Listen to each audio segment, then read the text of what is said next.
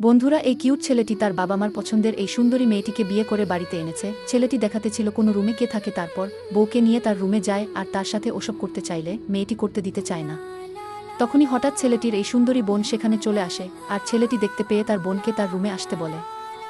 সুন্দরী মেয়েটি আসে তার ভাবির পাশে বসে এবং তাদের দুজনকে অনেক ভালো লেগে যায়। তারা দুজনের দিকে তাকিয়ে থাকে। এদিকে ছেলেটি তাদেরকে রেখে বাইরে চলে গেলে তারা সুযোগ পেয়ে রোমান্স করে।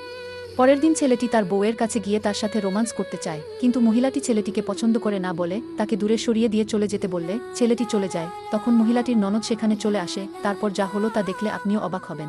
তার আগে বন্ধুরা, তোমরা যদি এই পৃথিবীতে সবথেকে বেশি তোমাদের মা বাবাকে ভালোবেসে থাকো, তাহলে অবশ্যই আমার মতো এই চ্যানেলটি সাবস্ক্রাইব করে ভিডিওটিতে লাইক দিয়ে কমেন্টে বলবে বাবা মাকে অনেক ভালোবাসি। ছেলেটি বাহিরে থেকে আসে, দেখে তার বউ এবং বোন দুজনে মিলে রোমান্স করতেছে। তখন ছেলেটি ডাক দিলে দুজনে অনেক ভয় পেয়ে যায়।